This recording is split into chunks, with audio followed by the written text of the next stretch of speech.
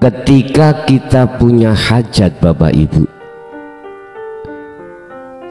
hajat itu sudah dijamin oleh Allah. Kalau mesti hasil, terus kemudian kita itu memaksakan kepada Allah, lekas. Apabila di dalam hati ada kehendak seperti itu,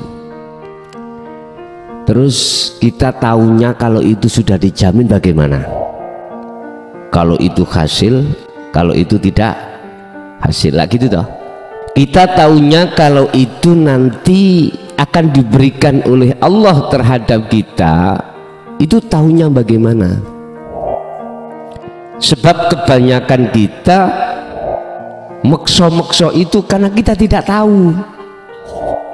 Karena kita tidak tahu perkara yang dijamin itu diberikan atau tidak.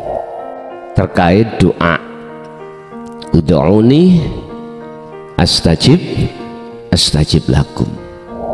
Etika miturut hukum hakikat itu adalah nggak boleh. Tapi kita tahunya kalau itu sudah dijamin adalah jenengan ini menyesuaikan dengan ud'uni. Ud'uni ini jangan selamanya kita artikan meminta. Artikan ud'uni itu menghadap.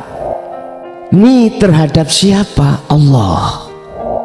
Artinya kita harus bertemu dulu terhadap Allah sebelum kita mengutarakan maksud permintaan kita. Itu etika. Berarti sebelum kita berdoa, wajib kita itu bertemu terhadap Allah dulu, sebab hanya Allah itu yang memiliki apa yang kita minta. Perkara kemudian dilesankan permintaan itu atau tidak bagi Allah gak penting. Allah tahu apa yang ada di dalam hati kita. Mungkin kita pernah sowan terhadap Mbah Yai, barokah doanya, kadang gitu Pak ya. Terus beliau itu nggak mau melesankan, cuman diem, gak usah tak ucapke, cukup apa yang ada di dalam hati ini Allah tahu. Yang terpenting itu adalah ud'uni dulu. Setelah ud'uni gak usah dilesankan, Allah sudah tahu sendiri. Jadi kita itu akan tahu apa hajat kita itu sudah dijamin, taunya dari situ Pak Bu. Ketemu dulu sudah. Jikalau kita maksakan diri padahal itu sudah dijamin oleh Allah, berarti maksonya kita pada sesuatu yang sudah dijamin oleh Allah, iku bukti tanda kalau hati kita itu tidak makrifat pada Allah. Assalamualaikum warahmatullahi wabarakatuh. Jika kita berdoa dengan doa-doa tertentu yang berasal dari Quran, mulut membaca tapi hati tujukan ke Allah. Hati dan pikiran jangan mengingat-ingat arti terjemahan bahasa Arabnya. Kan kita sudah tahu artinya dengan sekali baca, iya kan? Apalagi kalau sobat sudah hafal versi bahasa Arabnya. Hati dan pikiran juga jangan ke hajat yang kita maksud, sekali-kali jangan. Logikanya seperti ini, kalau kamu minta sesuatu ke orang, ketika meminta kamu pasti mengarahkan pandangan pada orang yang dimintai, bukan pada barang yang ada di tangannya kan? Nah, prinsip ini juga berlaku untuk ibadah apapun, sholat, ngaji, berdoa, dan lain-lain. Allah itu maha kaya, silakan minta apa saja yang baik-baik, sebanyak-banyaknya, sebagus-bagusnya, sepuas-puasnya. Tapi jaga jangan sampai redaksi kalimat doa itu bersifat memerintah Allah. dianjurkan dengan sikap merendah diri dan berharap cemas. Allah di Quran menegaskan berkali-kali bahwa dirinya itu laisa kamitslihi syai'un, alias tidak sama dengan sesuatu apapun. Maka jangan sekali-kali kita membayang-bayangkan Allah itu seperti tulisan alif lam lam ha. Jangan sekali-kali kita mengira-ngira Allah itu berbentuk seperti ini itu atau berbentuk cahaya-cahaya. Itu semua salah dan menyalahi makna laisa kamitslihi syai'un. Amalnya ketika berdoa, kita tujukan hati pada Allah dengan cara hati dan pikiran diam. Jangan memikirkan apa-apa, juga jangan merasa-rasa apa-apa. Kalau terpikir, terbayang, terlintas, terasa apa-apa, itu bukan Tuhan. Kalau terpikir, terbayang, terlintas apa-apa, artinya kita tidak khusyuk dalam berdoa. Artinya hijab kita masih tebal. Tidak penting bagi Allah doa kita lafazkan maupun tidak. Karena Allah sudah pasti tahu hajat dan keinginan kita. Yang Allah perintahkan itu, kita menghadap kepadanya. Assalamualaikum warahmatullahi wabarakatuh. Ila hadratin Nabil Mustafa Rasulillahi sallallahu alaihi wasallam wa ala alihi wa azwajihi wa dzurriyyatihi wa qurbatihi wa ahli baitihi wa ashabil kiram wa ila jami'il anbiya wal mursalin wal awliya was syuhada was sholihin wa tabi'ina tabi'ina sholihina ila yaumiddin, khususan jami'i masyayikhi ila muntahum wa ila abaina wa ummatina wa azdatina wa masyayikhina wa auladina wa azwajina wa dzurriyyatina wa ahli baitina, khususan jami'il arwah fi hadil majlis wa ghairahum lahumul fatihah.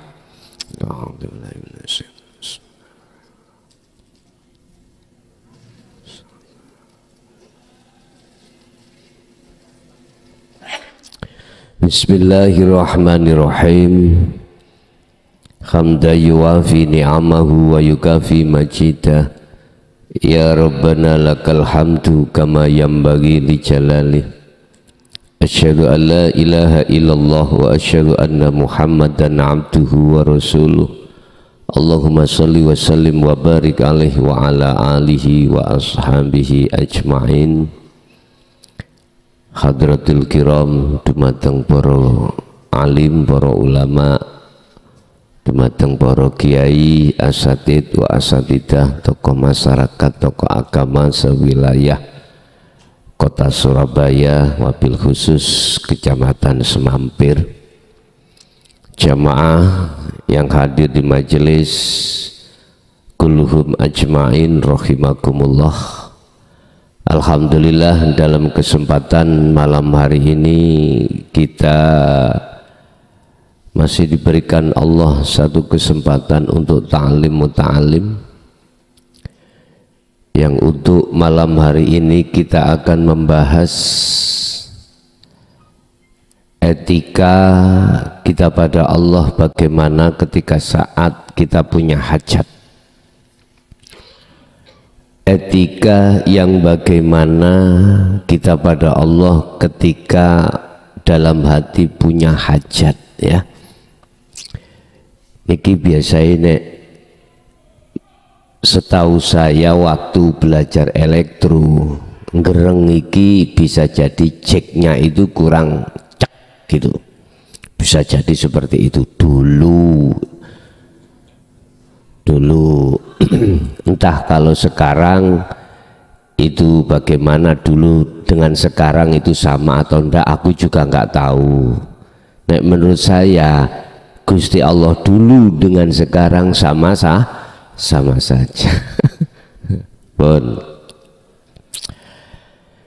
ijtihaduka, qala musannifu rahimahullah, ijtihaduka utawi oleh nemen-nemeni ira fima ing dalem hajat.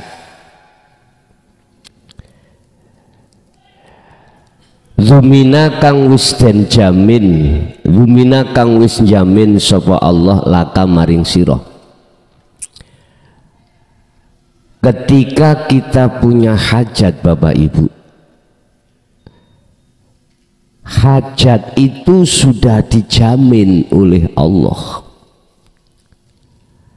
Kalau mesti hasil, terus kemudian kita itu apa ya, maksa-maksa, apa ya maksa-maksa ya, memaksakan kepada Allah, lekas gitu loh maksudnya. Paham ya? Apabila di dalam hati ada kehendak seperti itu,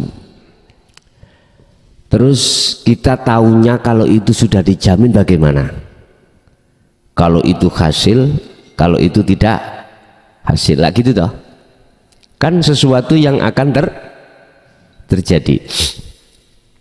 Kita tahunya kalau itu nanti akan diberikan oleh Allah terhadap kita, itu tahunya bagaimana? Sebab kebanyakan kita olehnya apa tadi, mempeng itu apa? Mekso-mekso itu karena kita tidak tahu. Kebanyakan itu gitu. Karena kita tidak tahu perkara yang dijamin itu diberikan atau tidak. Dan ini ada dasar juga di dalam Al-Quran terkait doa. Ud'uni astajib lakum. Etika miturut hukum hakikat itu adalah nggak boleh. Tapi kita tahunya kalau itu sudah dijamin adalah jenengan ini menyesuaikan dengan ud'uni.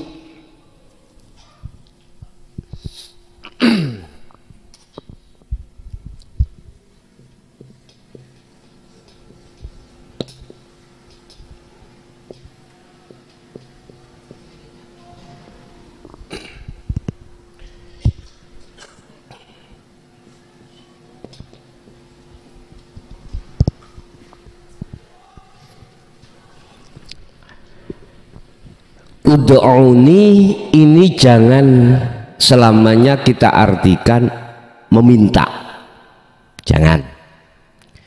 Artikan ud'uni itu menghadap. Ini terhadap siapa? Allah. Artinya kita harus bertemu dulu terhadap Allah sebelum kita mengutarakan maksud permintaan kita. Itu etika.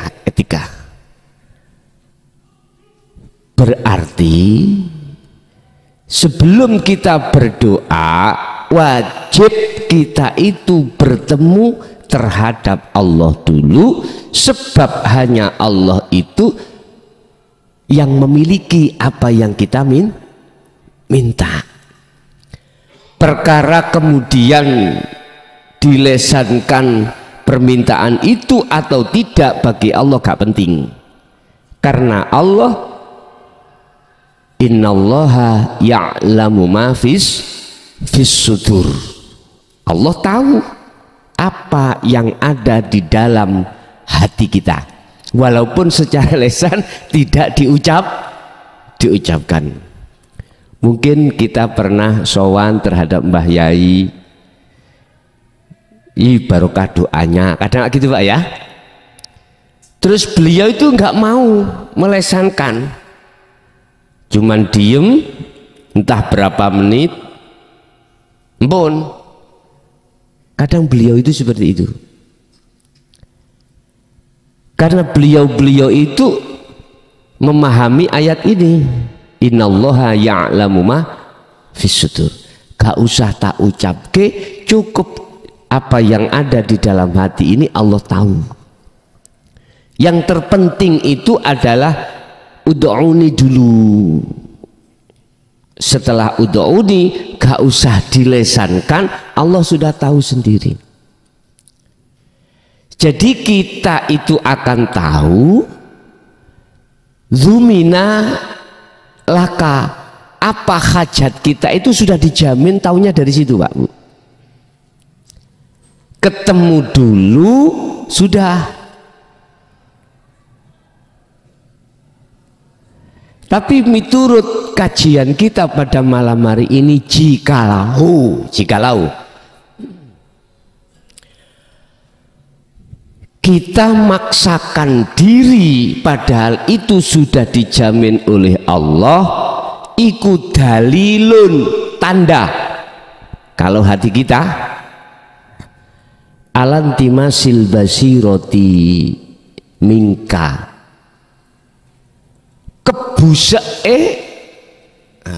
terhapusnya ainul basiroh kita Pak pada Allah. Berarti maksudnya kita pada sesuatu yang sudah dijamin oleh Allah, iku bukti tanda kalau hati kita itu tidak makrifat pada Allah. Paham ya? Ini maksudnya.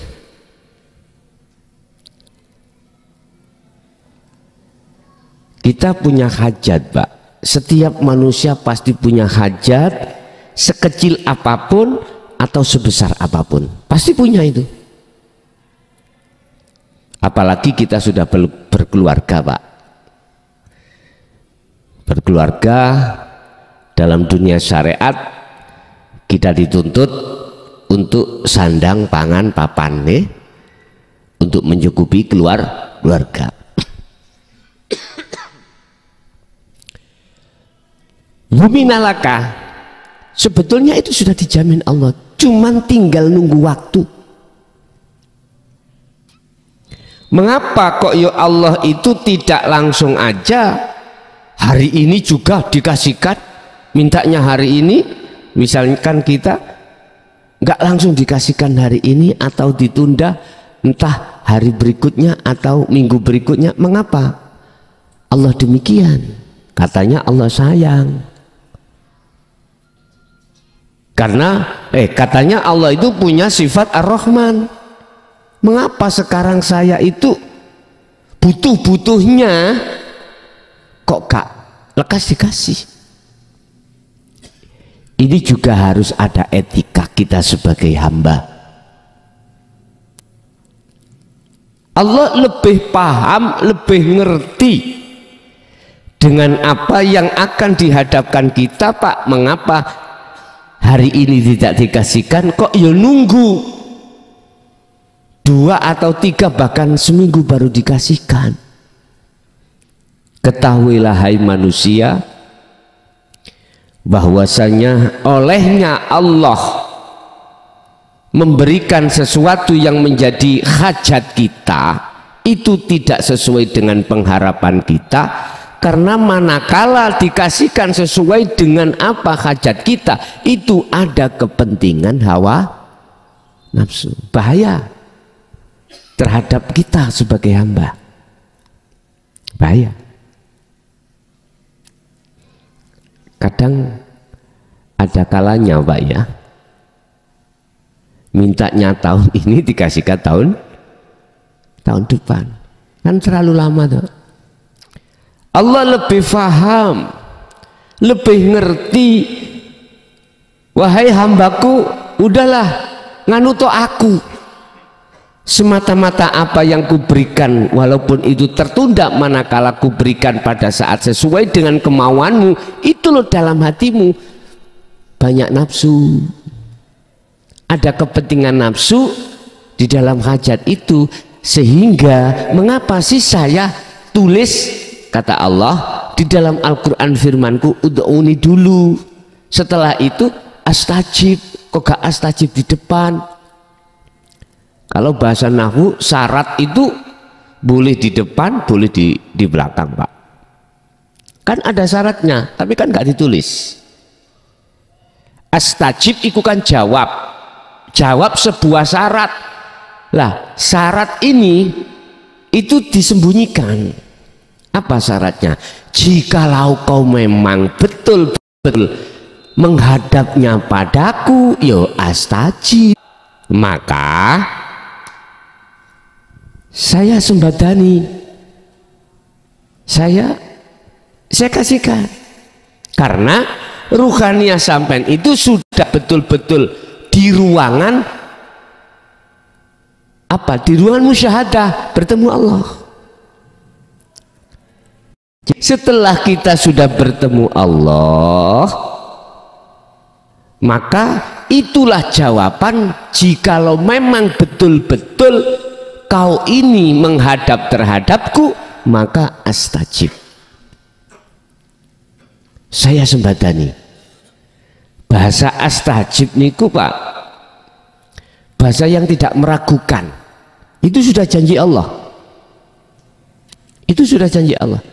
Tinggal kita sekarang meletakkan posisi ruhaniyah hati kita itu di posisi ud'uni, di posisi bertemu Allah. Tanda bertemu Allah bagaimana tuh Pak? La yarawna li anfusihim syai'an. Kita tidak ada pengakuan kalau hajat kita, nggak punya status kita, karena tidak ada daya upaya apapun atau hajat apapun atau kekuatan apapun lah, datangnya itu illa billah. Berarti harus kita kembalikan hajat itu hajat Allah. Lah, gue tambah bingung sih Gus. Ya selamat berbingung-bingung dulu ya kau. Nah, semuanya memang harus bingung Mbak. Orang yang tidak tahu alamat ngaji ini, pertama, yuk bingung. Padahal sudah dikasih Sherlock. Sik bingung. Dalam perjalanan ini masih ragu kita. Betulkah lewat sini? Betulkah? Wadah, ikuti aja mapnya. Tapi masih ragu Pak, masih ragu. Tapi kalau sudah sampai di sini, apalagi tiap hari ke sini, ya Allah, perjalanan sampai ini kita buatin ada ragu, nggak ada keraguan apapun, langsung jujuk saja, langsung, ya nggak tanya, nggak apa, karena sudah sering dilewati, sering dituju, sama. Dalam hal doa bisa dijadikan siapapun untuk bertemu Allah, bisa.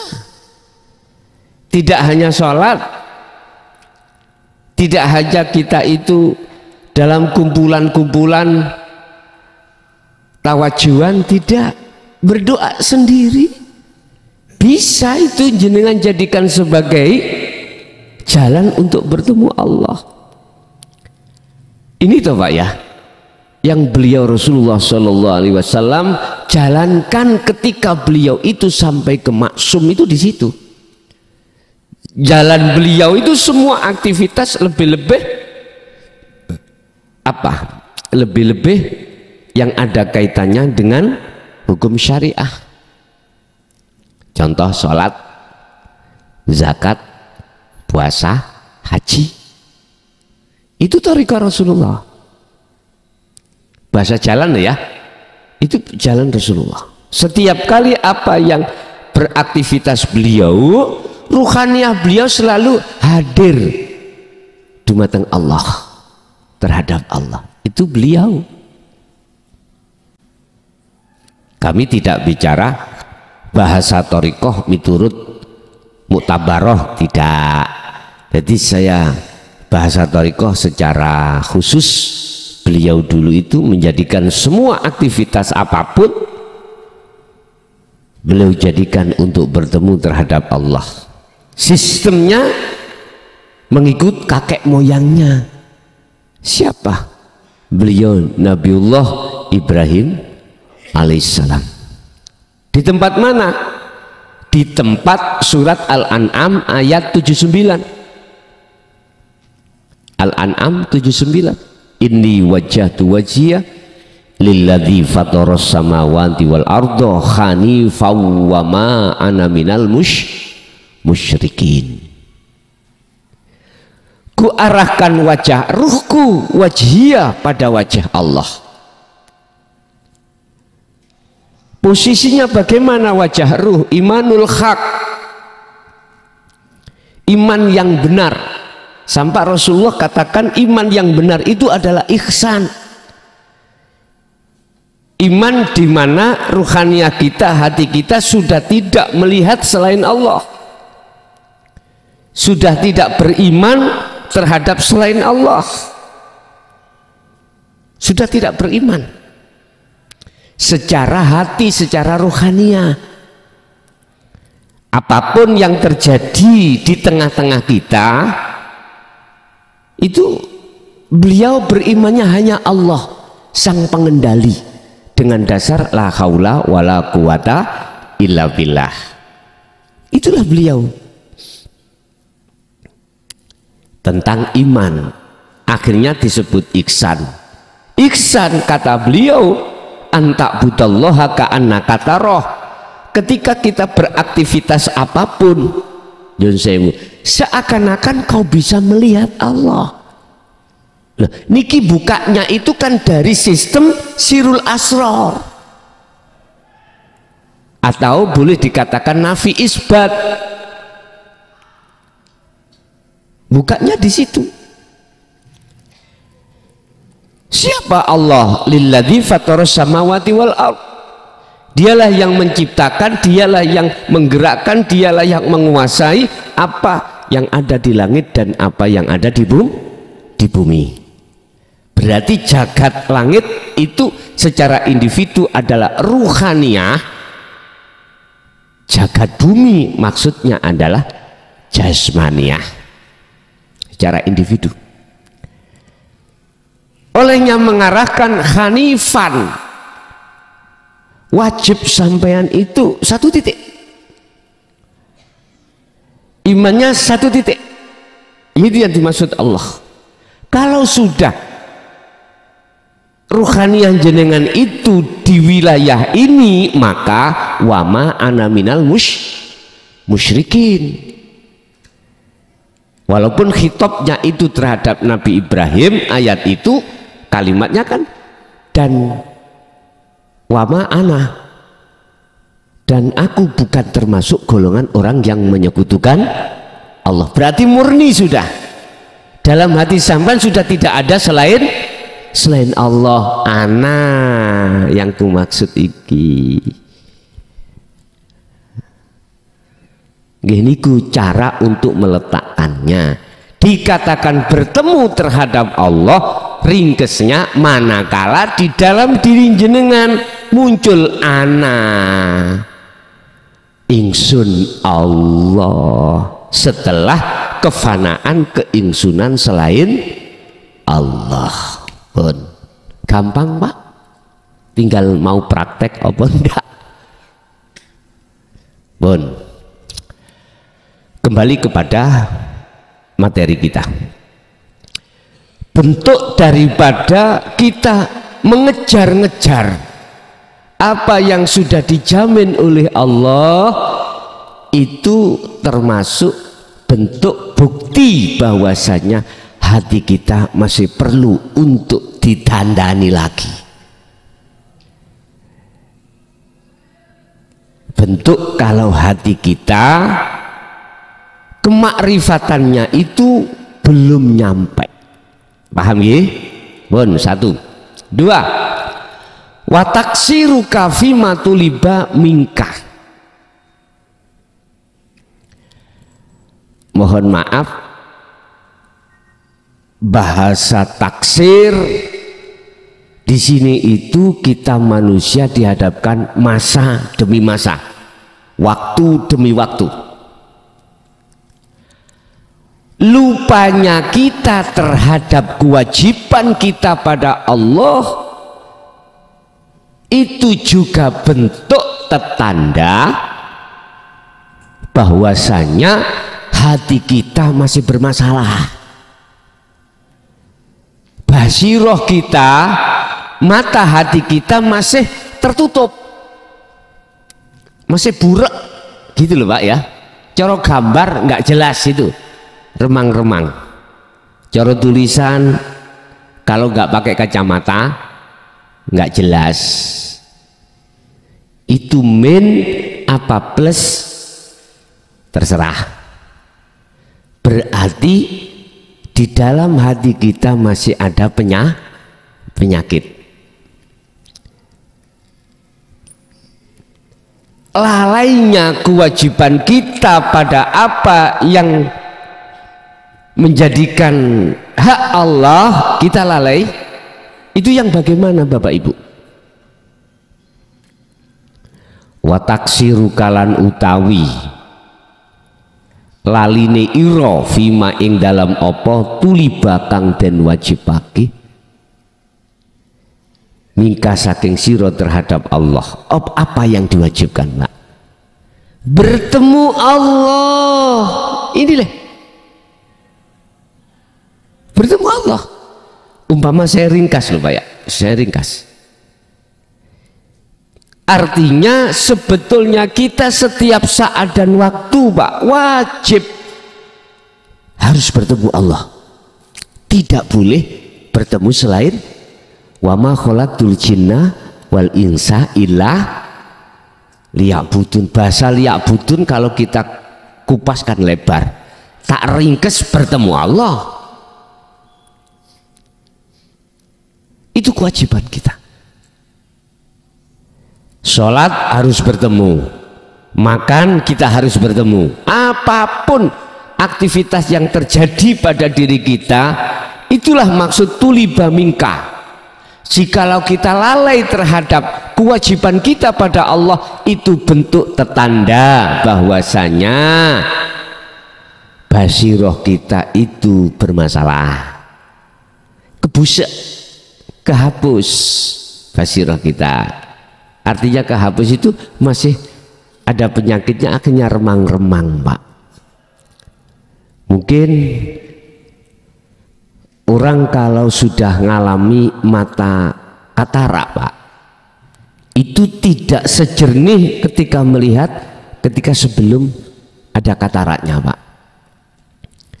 Berarti hati kita itu ada selaput, ada selaputnya. Tidak jauh berbeda dengan mata dohir kita, ada selaput katarak. Solusinya kan harus dibawa ke undaan ya. Di sana ada istilah operasi katarak lah gitu operasi katarak. Intinya kan menghilangkan perkara yang menutupi mata zahir ini, basyariah ini, dibuka. Kalau sudah dioperasi, gak mungkin jenengan langsung disuruh untuk melihat sesuatu, pasti ada proses-proses penyembuhan lagi. Entah itu kontrol, biasanya disuruh merem dulu, entah berapa minggu, ditutupi gitu Pak ya. Artinya kalau biar tidak kemasukan sel-sel yang mengakibatkan katarak datang lagi. Sama Nabi Yunus ketika dongkol hatinya keluar dari kaum, akhirnya dioperasi Allah hatinya dengan bentuk dipaksa, ditentukan beliau dimasukkan di dalam perut ikan. Itu kholwatnya. Kholwat jenengan wajib kholwat, wajib ya, terserah kholwatiku jenengan modeli apa. Makanya kalau saya kembali kepada surat Al-Insan ya, kholwat itu ada macam dua. Ada kholwat kita itu di tengah ramai, ada kholwat itu di tengah sepi. Di tengah ramai berarti secara jasmani kita bersosialisasi dengan dunia, tapi ruhaniyah harus bertemu Allah. Persis seperti Rasulullah seperti ini. Silakan jasmaniyah kerja, silakan jasmaniyah itu berinteraksi terhadap makhluk, itu memang kewajiban jasmaniyah. Tapi tetap ruhaniyah jenengan, hati jenengan kewajibannya apa? Berinteraksi langsung pada Allah, berhubungan langsung minallah dengan Allah. Inilah yang kumaksud hablum minallah. Mana hablum minallah? Talinya hati pada Allah yang mana? Kita ngomong habl atau tali, itu dijawab di dalam surat Al-Baqarah ayat 256. Faqadistamsaka bil urwatil wuthqa. Pegang teguhlah tali Allah ini. Lah fungsinya tali Allah adalah yakfur bitaghuti wa yu'min billah. Hati jenengan meninggalkan selain Allah, berarti hati jenengan nggak ketemu si A, si B, si C atau makhluk kerjaan ini enggak, cukup jasad saja yang bertemu itu. Kalau sudah kita itu meninggalkan hati ini terhadap selain Allah, maka wayu mimpilah, otomatis iman sampean sudah benar. Dikatakan benar berarti jenengan ini sudah bertemu Allah. Ini yang disebut sebagai tali Allah. Lah terus munculnya dari mana ruhaniyah sampean itu bisa yakfur bitaghut wa yu'min billah? Ya dari sirul asrar. Hanya dari arah itu, Pak. Proses su'aul basyirah ke ainul basyirah. Proses dari rasa atau iman hanya pada Allah, kemudian ainul basyirah bertemu Allah. Di situ. Cukup sederhana sebetulnya kalau kita ingin bertemu Allah, sangat sederhana. Cuman kita sajalah menganggap, wah itu kedukuran, ya toh, itu kejeron. Lah ini persoalannya. Menurut saya bagi orang yang pandai atau bisa berenang, dalamnya bagaimana itu nggak jadi masalah. Nggak mungkin dia tenggelam lah gitu, karena bisa berenang. Yang mengatakan kejeron terlalu dalam itu kan kita yang tidak pernah, kita yang tidak bisa berenang. Lah, Nabi Yunus wajib, Pak, dimasukkan di perut ikan nun karena masih ada kedongkolan dalam hati. Ada kedongkolan disebabkan karena apa? Beliau tidak melihat Allah di tengah-tengah ketika saat umat ini menolak ajarannya. Padahal kan sudah jelas la haula wala quwata illa billah. Kan gini Pak ceritanya itu di Al-Quran. Apa ajaran beliau Nabi Yunus itu ditolak oleh kaum, ditolak. Akhirnya hati beliau nggak terima. Ini loh ajaran benar, ini loh untuk menyelamatkan kau baik di dunia lebih-lebih di akhirat. Mengapa kau tolak ini? Mengapa? Beliau pertimbangannya di situ, Pak. Lebih-lebih hari esok kekekalan itu. Akhirnya salah paham. Lah kaum menganggapnya itu ajaran yang bertentangan dengan selama ini yang dia imani. Kaum kan menyembah berhala, Pak, menyembah berhala. Qad tabayyana rusdu minal ghayy. Inilah ajaran yang membebaskan hatimu dari belenggunya hawa nafsu. Nggak mau, Pak. Akhirnya beliau itu namanya orang itu kadung mangkel. Udahlah, nggak ada gunanya saya sampaikan ini. Ya Allah, hukumlah kaumku itu, karena dia menolak, bahkan dia itu mencaci, memaki apa kebenaran ajaran yang ku sampaikan. Sambil keluar dari kaumnya hatinya mendongkol, Pak. Memang betul doa beliau dikabulkan, dihancurkanlah kaum itu oleh Allah. Tapi dia posisi yang seperti itu dianggap oleh Allah miturut pandangan hakikat masih salah. Letak salahnya di mana? Dia tidak melihat Di belakang kau menolak itu ada siapa? Beda dengan Rasulullah Shallallahu Alaihi Wasallam. Ketika beliau itu ditampar pipi kanan, dikasihkan pipi kiri, itu maksudnya beliau itu hanya melihat Allah, tidak melihat umatnya, melihat Allahnya. Umatnya menerima, melihat Allahnya. Umat itu menolak, juga melihat Allahnya. Akhirnya ajaran ini dengan pesat bisa diterima, Pak. Bisa diterima. Memaklumi terhadap yang menolak karena belum mengerti. Pernah terjadi ketika masuk di kaum Taif, beliau itu mengajarkan, mensyiarkan ajaran beliau. Tapi apa yang diterima beliau? Bukan menerima ajarannya, bukan welcome, tidak, malah mencaci kaum itu. Akhirnya malaikat Jibril mengajukan jasa, Muhammad, gunung Uhud ini saya lemparkan terhadap kaummu Taif itu yang nggak mau nerima. Apa jawab beliau? Jangan.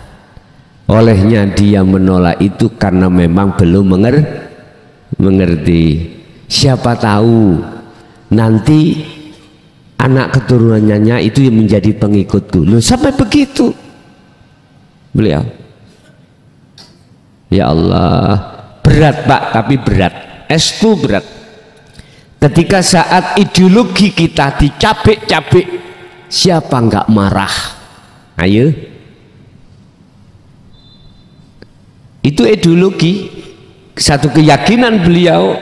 Makanya mengapa, alasan apa seluruh nabi dan rasul tidak bisa mensyafaati umatnya kecuali Nabi Muhammad? Artinya mengapa Allah memberikan izin hanya terhadap Rasulullah Muhammad ini yang bisa mensyafaati atau menolong umatnya? Gegarannya yaitu akhirnya beliau diberi gelar Al-Maksum. Ngaten nggih? Apa Al-Maksum? Baik tidurnya maupun terjaganya hatinya selalu berzikir pada Allah. Berarti yang dimaksud kewajiban kita pada Allah, setiap aktivitas apapun yang terjadi pada diri kita, wajib hati ini bertemu Allah. Tanda yang sederhana, kalau hati jenengan sudah bertemu Allah, apa yang muncul pada diri kita, aktivitas kita, di dalam hati jenengan muncul satu keyakinan penuh bahwasanya semua apa yang terjadi yang berperan hanyalah Allah. Diri kita sudah fana, Bapak Ibu, diri kita sudah nggak berfungsi. Itulah tanda pertama kalau dikatakan bertemu Allah. Yang kedua, tanda yang kedua manakala kita selalu bertemu Allah, apapun aktivitas yang kita hadapi, urusan sudah dikasihkan langsung atau tidak, hajat langsung dikasihkan atau ditunda, jenengan iki tetap dalam posisi hati tatmainnul qulub. Karena dasarnya ala bidzikrillah, hanya dengan berzikir, hanya dengan sadar diri bahwasanya semua yang berperan hanyalah Allah, maka jatuhlah hati jenengan dalam keadaan tatmainnul qulub, damai hati. Cuman pertanyaannya Pak, pertanyaannya ini tes-tesannya, ketika apa yang jenengan harapkan itu tidak sesuai dengan apa yang jenengan harapkan. Contoh ini, misalkan kita di dalam rumah tangga, sore tadi sudah bilang sama nyonya, sama anak, besok ya jam 7 kita berangkat pas, karena kita berangkat sampai tujuan itu jam 8, 1 jam. Gitu itu Pak Nyun Sewu.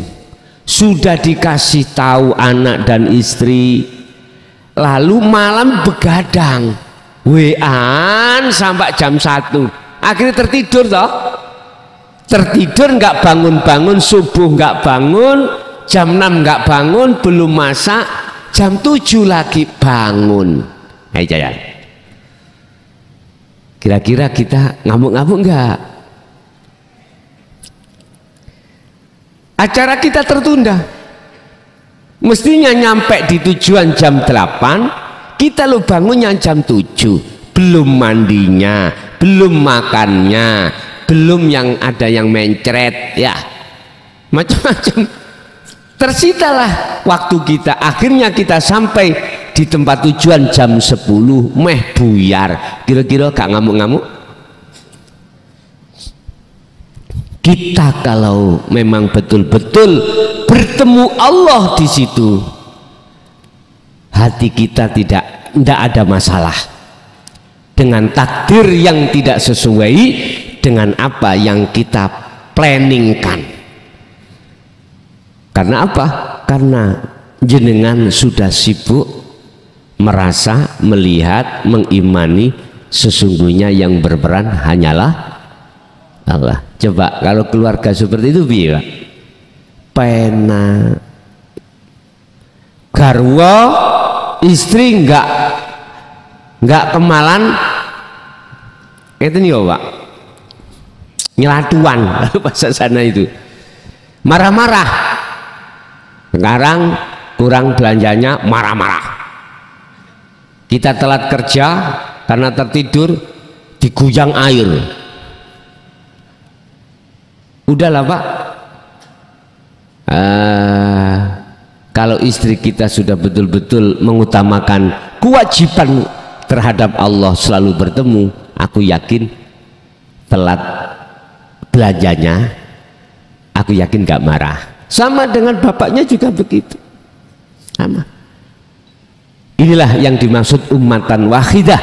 Jadi umat yang tunggal, umat yang esa, umat yang bersatu itu di situ. Kalau dalam satu rumah tangga, kalau sama-sama seiman pada Allah, mengutamakan kewajiban secara hakikat pada Allah, aku yakin nggak ada sesuatu yang menjadi persoalan. Yang persoalan itu bahkan dianggap besar, saya yakin tidak ada, karena semua dikembalikan pada Allah Subhanahu wa ta'ala. Itu tanda yang nomor 2.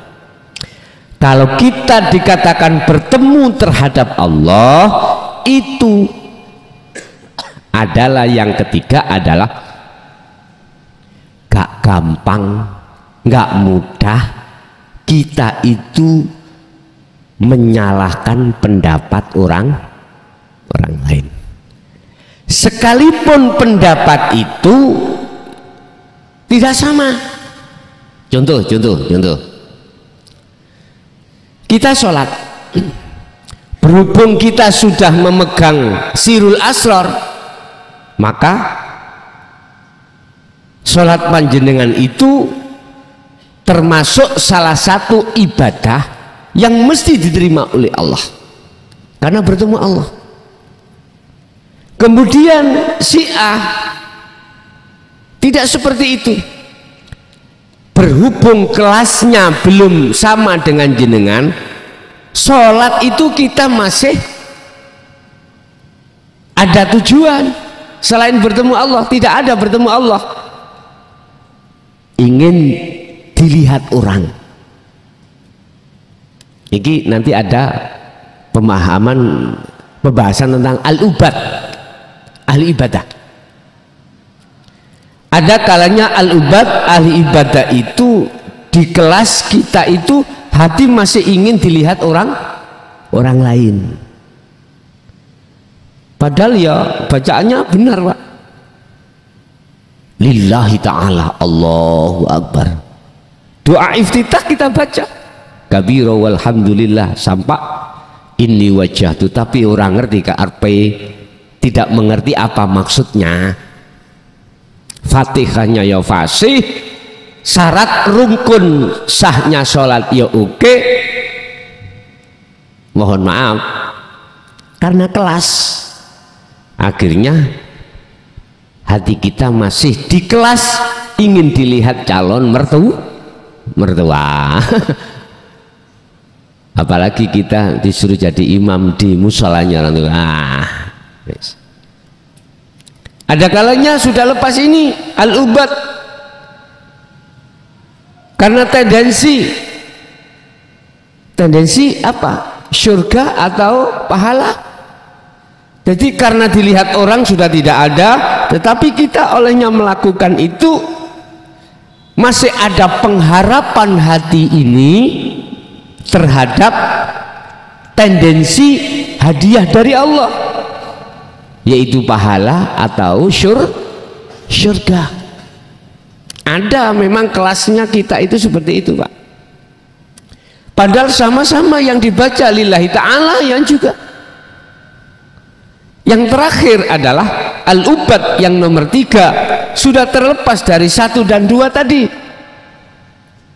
yaitu ketika sampean lillahi ta'ala sudah paham maksudnya dan dipraktekkan di situ, akhirnya jenengan dikatakan sebagai hamba yang solih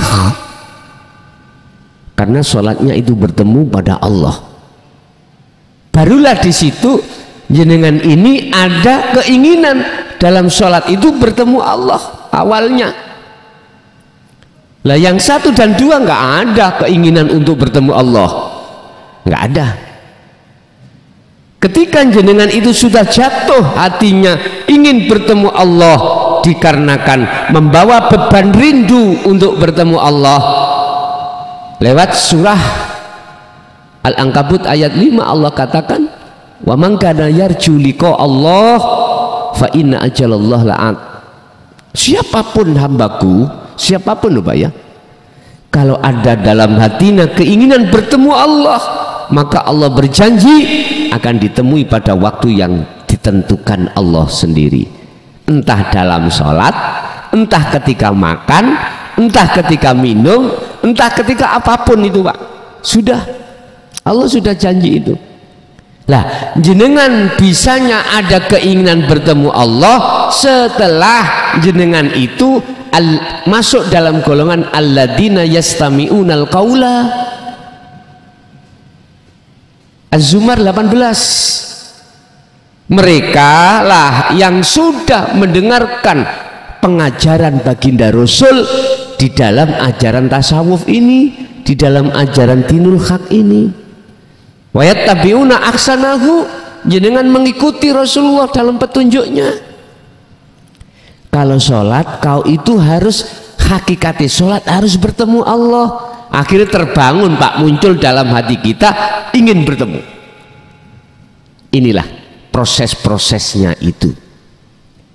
Nah, ketika jenengan sudah bertemu, akhirnya nggak mudah menyalahkan orang, pendapat orang lain. Mungkin nasihati, gini loh ya, bukannya apa kau sholat karena mertua bukan berarti salah. Ntar dulu, kalau kau mau ada lebih benar lagi. Akhirnya dinasehati tentang sholat hati, walaupun masih ada tendensi surga dan pahala. Ketika itu dinasehati lagi, gini, kalau kau mau ada yang lebih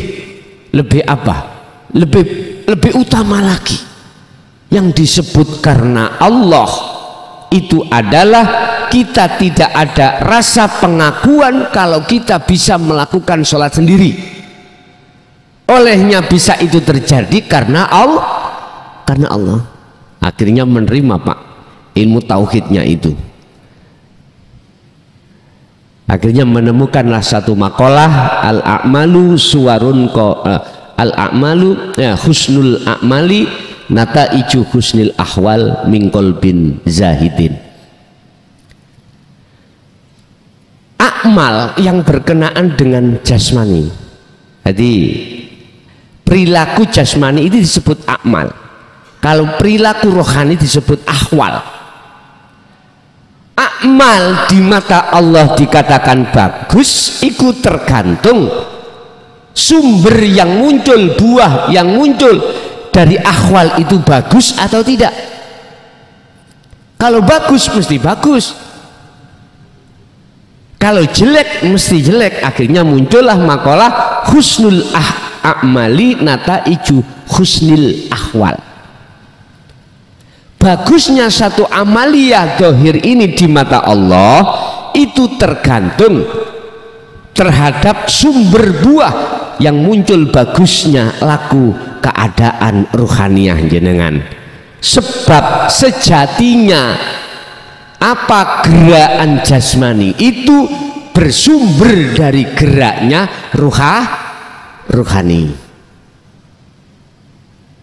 Kalau ruhani itu sumbernya adalah mingkol bin zahidin, condong pada Allah, maka otomatis laku dohir iku bagus di mata Allah. Sebaliknya, kalau jasmani lakuni ini di mata Allah itu jelek, itu disebabkan karena buah yang muncul dalam ruhani kita juga jelek keadaannya.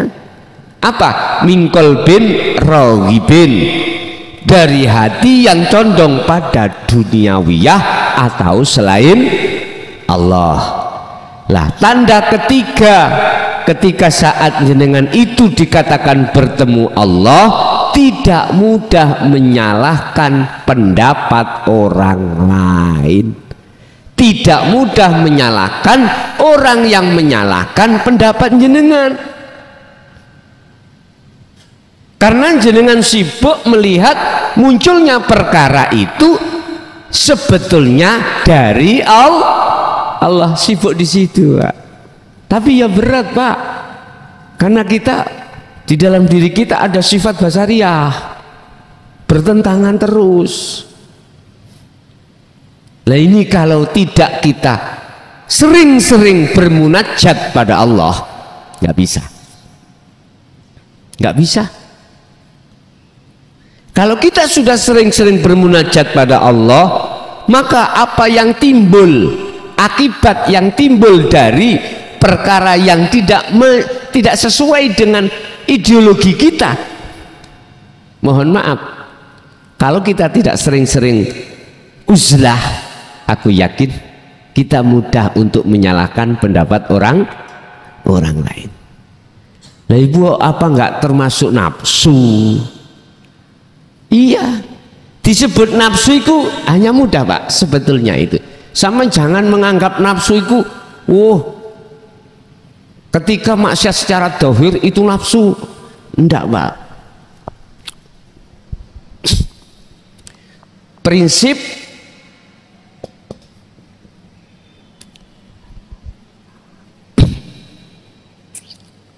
muncul anak,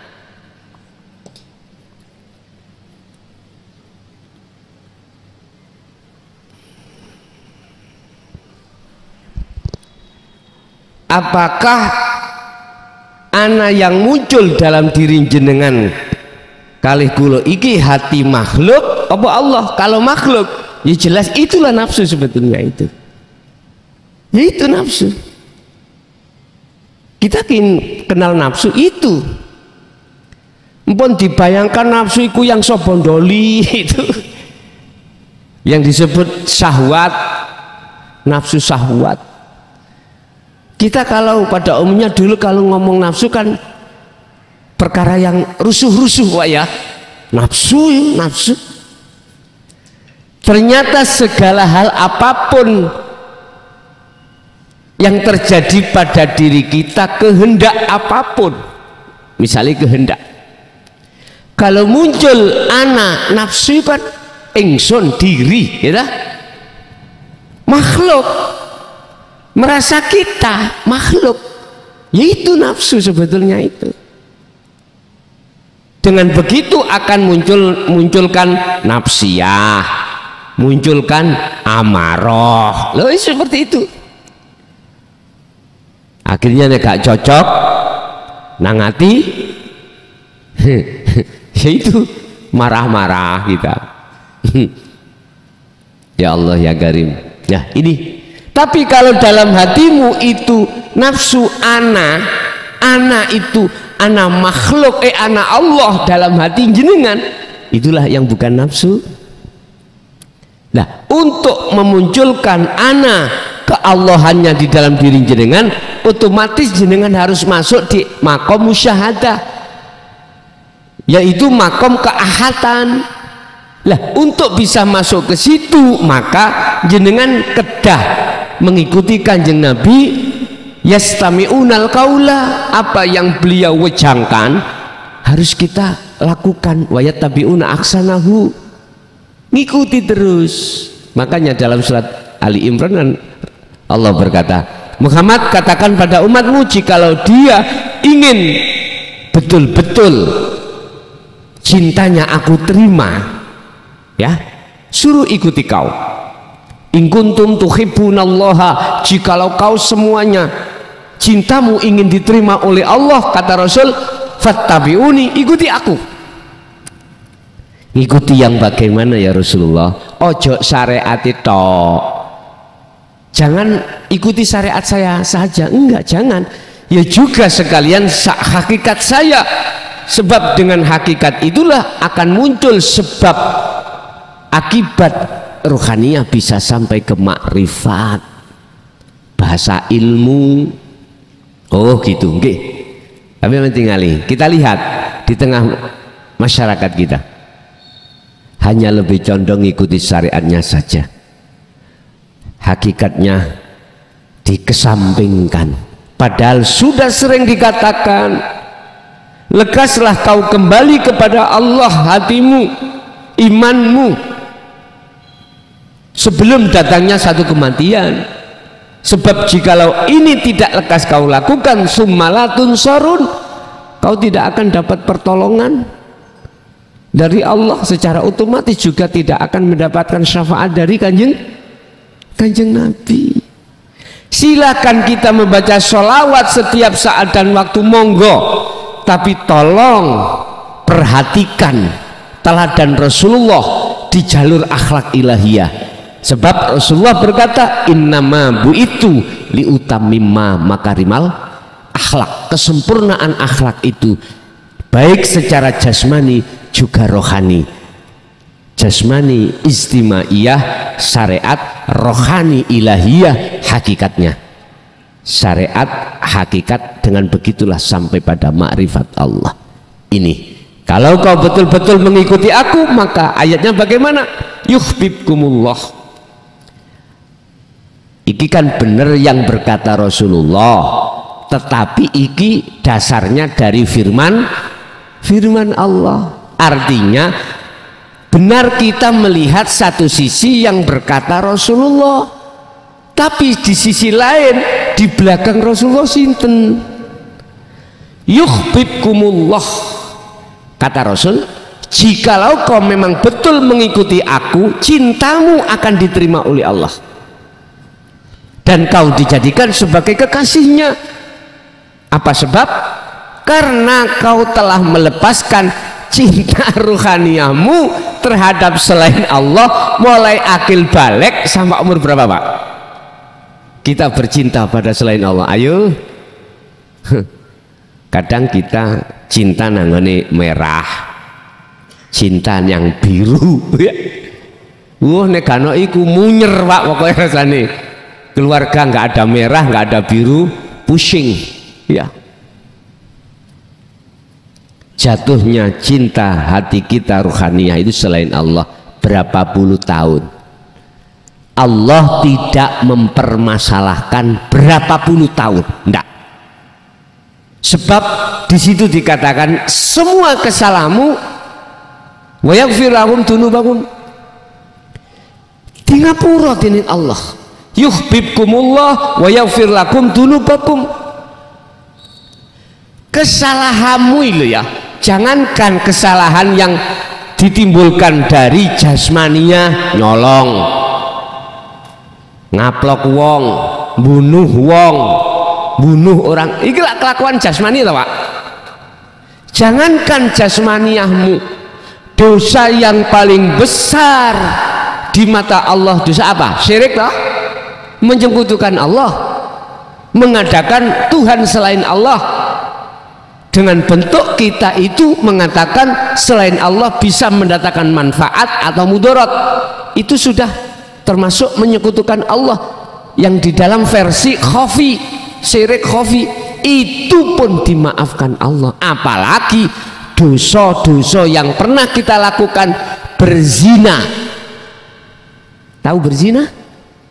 Tahu zina Pak? Itu loh Pak yang sobondoli dulu loh. Kalau tidak 1 minggu ke sana 3 kali itu seperti ngeluh katanya. Nggak terhitung lah Pak itu Pak.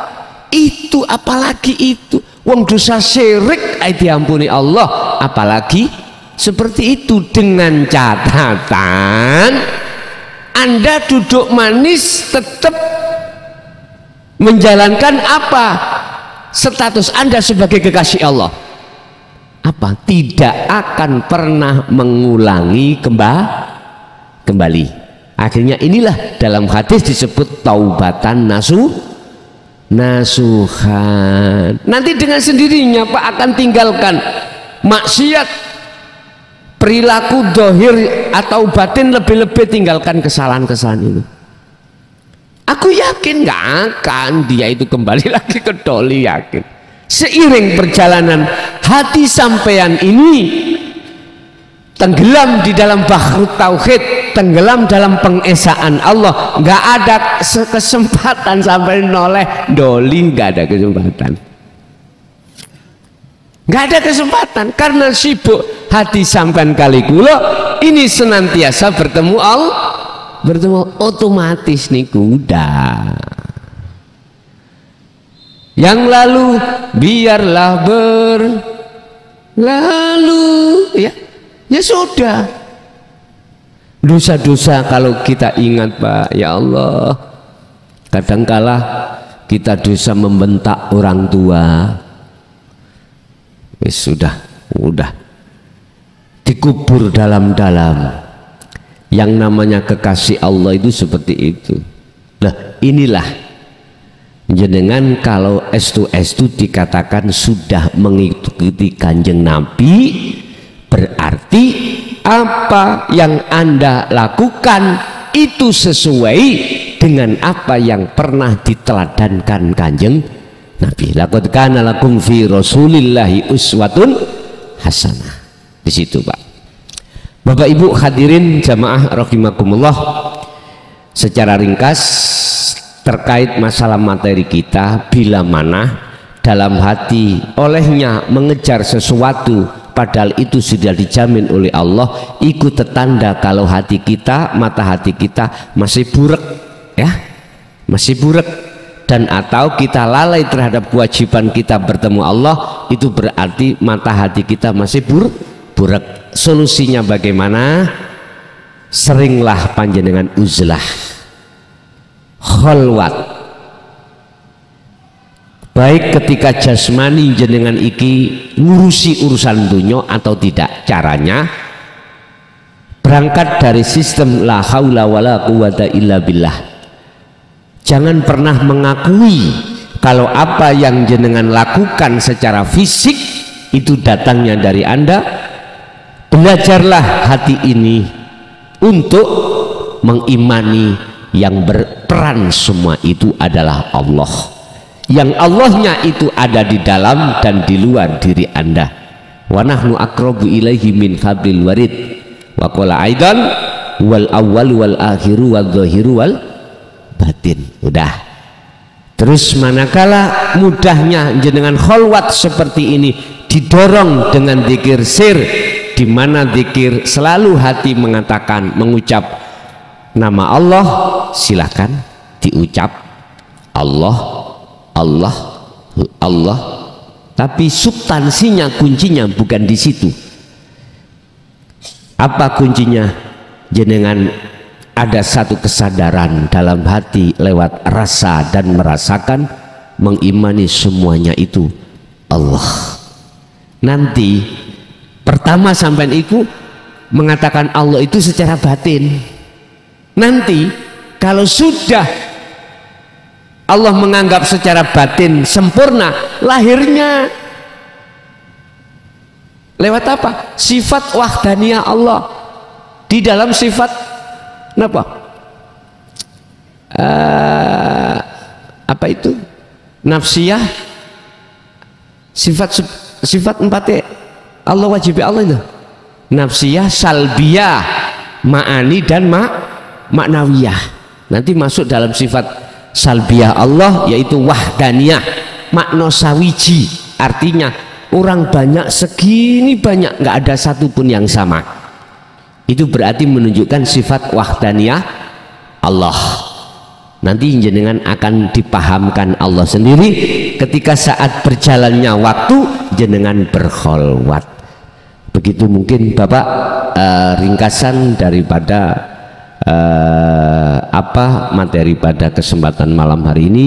Kita masuk pada sesi tanya jawab atau dialog. Barangkali ada yang perlu ditanyakan, monggo kami persilakan.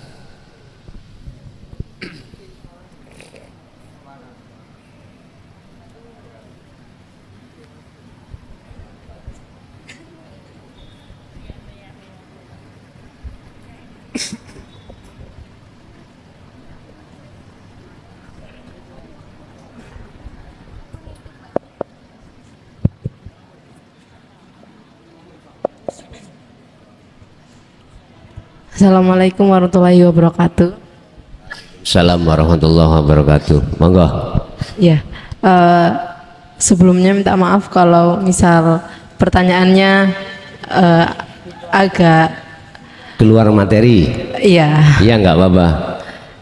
Yang pertama mau izin bertanya tentang takdir, Gus. Jadi masalah takdir. Jadi kita semua kan tahu kalau misalnya takdir sudah dituliskan oleh Allah. Lalu bagaimana dengan orang volumenya yang agak dinaikkan sedikit? Ya. Lalu bagaimana dengan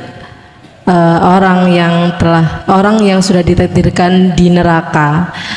Berarti apa segala perbuatan baik yang sudah dilakukan di dunia itu kan berarti percuma, Gus. Itu yang saya mau tanyakan. Terus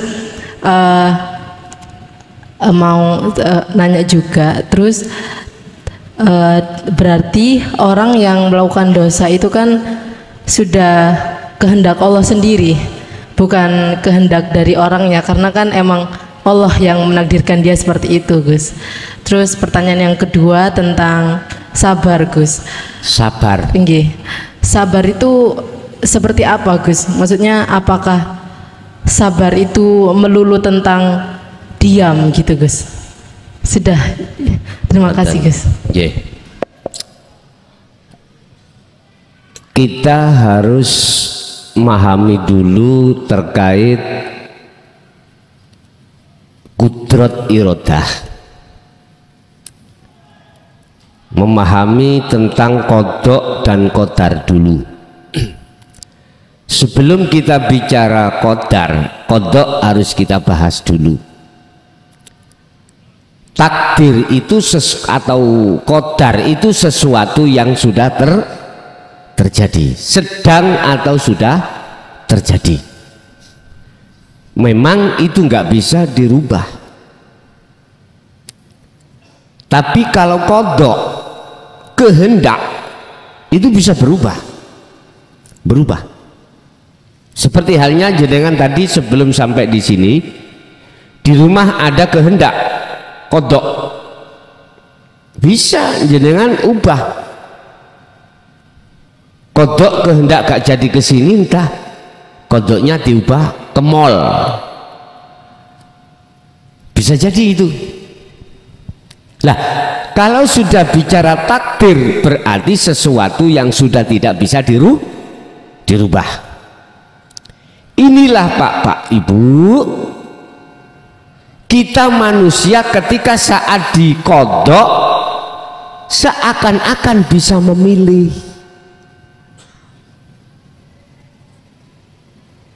Kalau kita tidak melihat Allahnya, otomatis kita akan merasa keakuan kita yang muncul Akhirnya disitulah letak hukum manusia terserah sami'na wa asoina atau sami'na wa atokna. Bahasa hukum syariat akan berlaku ketika saat ini. Berarti si manusia seakan-akan itu punya hak untuk memilih. Ketika saat apa yang disampaikan Allah lewat utusannya itu, manusia ada dua kelompok. Wa minhum man hadallah wa minhum man haqqat minadh-dhalalah. Sebagian ada kelompok manusia yang hatinya bisa menerima apa yang disampaikan oleh Rasulullah dan mengikuti petunjuk di situ. Sebagian lagi tidak, sama sekali tidak.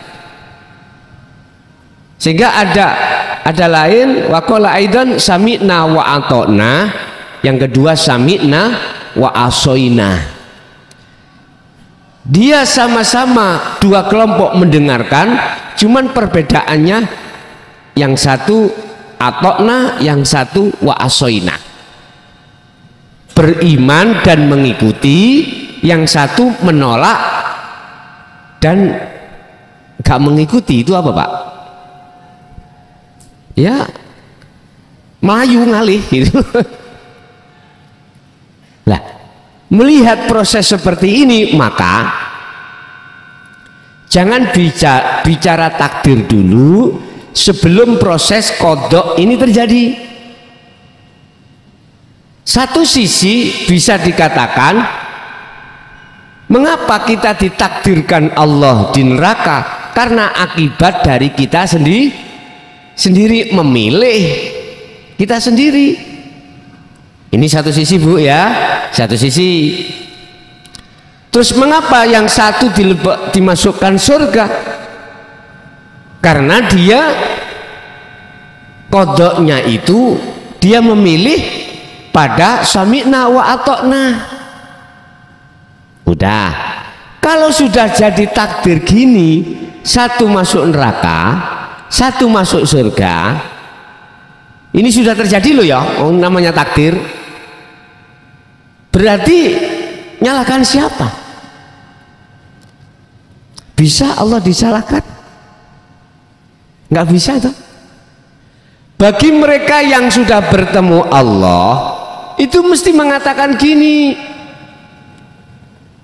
iku kan wis kehendak Allah, baik di neraka maupun di surga. Bagi yang mengatakan sudah sampai pada Allah, bermasalah enggak? Saya katakan, tanda-tanda ketika saat sudah sampai pada Allah, dirinya kan enggak ada. Dirinya makhluk itu, Pak, kan enggak ada.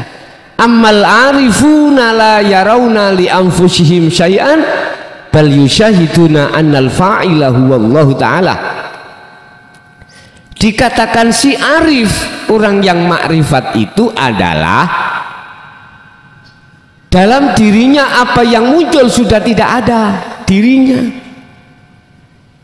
Bahkan yang terjadi dalam dirinya itu hanya akunya Allah yang berperan, yang sebagai isim fa'il, yang sebagai pelaku. Lalu arifnya kemana? Tidak ada. Berarti tak lebokno neraka ya sak karepku, tak lebokno saya masukkan surga sak karepku. Cuman karepku muncul ini asbabun nuzulnya iku disebabkan karena ketika saat kita di dunia itu memilih. Nah, ini boleh kembali lagi memilih pada jalur sesuai dengan kemauan nafsu kita masing-masing. Jadi niki kalau dijawab orang yang hatinya sudah sampai pada Allah, maka tidak ada yang perlu nyalahkan siapa? Wong selain Allah sudah tidak ada. Wong dirinya juga tidak ada. Bagaimana mungkin bisa sesuatu yang tidak ada itu bisa menyalahkan pada yang tidak ada? Paham? Nah, wis. Yang kedua, sabar. Apakah sabar itu kita diem? Sabar itu gandengannya ikhlas, Pak Bu. Sabar, ridho, ikhlas, sama. Nanti kita juga bahas tentang hal itu. Sabar atau ikhlas atau ridho. Dikatakan sabar, ikhlas, ridho itu manakala di dalam diri jenengan sudah tidak merasa jenengan ada. Itu sabar, itu ikhlas, itu ridho. Lah prosesnya dari mana? Umpama Pak, apa yang terjadi baik yang menyakitkan kita maupun tidak, kalau kita dikatakan sudah sampai pada Allah, kan nggak mungkin akan mengatakan itu datangnya dari makhluk lah gitu kan nggak mungkin Pak, semata-mata itu datangnya dari makhluk, nggak mungkin. Karena sibuk hati jenengan ini untuk melihat, mendengar, berbicara hanya pada Allah. Gede nanti dek volume nih, cekak terlalu ngotot aku. Apa yang muncul dan timbul pada diri kita atau orang lain, kan kita sudah sibuk mendengar, melihat, berbicara hanya pada Allah. Jadi nggak ada kesempatan kita itu iman kita menoleh selain Allah. Nah, ketika saat itu terjadi, maka nggak ada alasan kita itu tidak sabar alias kita itu marah-marah. Lah begitu toh? Lah terus apalagi perkara yang didatangkan Allah itu sesuai dengan sifat basariah kita, nafsu kita. Sebetulnya ini yang lebih bahaya itu di situ. Lebih bahaya jenengan dikasih kaya daripada miskin. Lebih bahaya kita itu dijadikan hamba yang alim di mata manusia daripada hamba yang tidak alim alias jahil. Aslinya lebih bahaya itu Pak. Lebih bahaya Anda itu di tempat aman daripada tidak alias bahaya. Contoh, jenengan di tengah laut, kapal Anda mau tenggelam, lebih condong hati sampai pada Allah di situasi seperti itu, ataukah jenengan itu di daratan nggak menghadapi bahaya, senang-senang? Lebih bahaya mana ruhaniyah yang seperti itu? Aku yakin lebih bahaya kita di tempat aman. Artinya lebih bahaya untuk bertemu Allah itu loh Pak. Lebih greget jenengan ketika di posisi jenengan bahaya, di posisi jenengan aman, di posisi jenengan iki mau tidak kondusif. Lebih bahaya jenengan iki mengingkari terhadap Allah di situasi aman, di situasi kaya, di situasi enak. Lebih bahaya ini. Tapi lebih condong jenengan ini untuk selalu bertemu Allah ketika saat di posisi nggak enak. Ini kalau kita sudah yastami'unal qaula, sudah menerima dan mengamalkan dinul haq. Tetapi mohon maaf, ketika kita belum masuk di situ, kedua-duanya bahaya pada Allah. Sugih ya bahaya, lebih-lebih miskin ya bunuh diri barang ini. Ingat, kemiskinan mendekati kekufuran. Bahaya bagi kita yang belum mengikuti Rasulullah. Jadi Bu, sabar itu adalah bertemu Allah, sibuk melihat Allah. Sebab siapapun kita nggak akan sabar, nggak bisa sabar. Katanya sabar ada batasnya, jadi gitu ya. Bukan persoalan sabar-sabar hubungan dengan manusia itu, enggak. Sabar itu hati bertemu Allah. Innallaha ma'as. Loh, bahasa ma'as itu beserta, masih ada dua Pak. Itu jatuh sampan ikut di muraqabah. Muraqabah itu apa ya? Jadi kan sudah merasa Allah itu dekat, la ilaha illa anta, sudah di depan, berarti sudah berjalan sirul asror, anta di situ.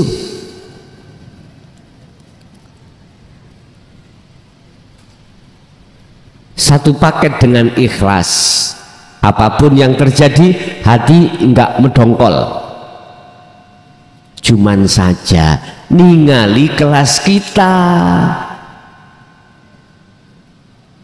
Ketika kita sudah dijatuhkan Allah di makom muraqabah, sudahkah ke musyahadah? Kalau sudah di musyahadah, di posisi mana kita musyahadah itu? Di fana, apa di kamil, apa di bako? Masih panjang Bu ya, hati proses kita masih panjang tentang sabar. Minimal lah kita di muraqabah, minimal. Jadi tidak mudah kita nanti akan menyalahkan orang lain takdir yang kita hadapi. Sebab takdir kita hadapi itu secara syariat ada kaitannya dengan orang lain yang disebut hukum sebab akibat. Nah, nanti kalau kita sudah Allah merasa dekat, otomatis kita nanti akan belajar untuk sabar. Ingat, sesungguhnya Allah itu beserta orang-orang yang sabar. Artinya di situ jenengan selalu merasa dilihat oleh Allah minimal. Nggih. Ada lagi mungkin?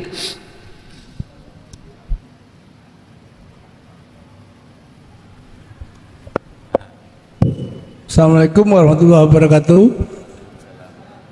Mohon penjelasan Gus, siapa sejatinya nafsu dan apakah dia itu bagian dari diri kita atau berdiri sendiri-sendiri? Gitu nggih. Nggih. Siapa sih sejatinya nafsu? Tinggal melihat kita itu di posisi mana. Kalau di posisi di luar ahad, ya jelas nafsu adalah bagian daripada makhluk yang diutus oleh Allah untuk menguji kesetiaan kita pada Allah. Dan di situ ada nafsiyah dan amarah, ada lawamah dan mutmainnah. Yang nafsiyah amarah itu masuk di dalam sifat basariyah, yang lawamah dan mutmainnah masuk dalam sifat basiroh. Dua kelompok ini sudut pandangnya atau visi dan misinya berbeda. Yang basariyah mengajak kita lalai pada Allah, roh ini diajak untuk lalai. Wa ma ubarri'u nafsi inna nafsa la'amaratun bisu. Yang basirah mengajak untuk kembali kepada Allah. Ya ayyatuhan nafsul mutmainnah irji'i ila rabbiki radiyatan mardiyah.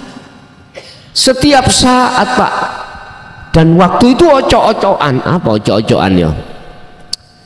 Satu narik untuk lalai Allah, satu narik untuk ingat pada Allah.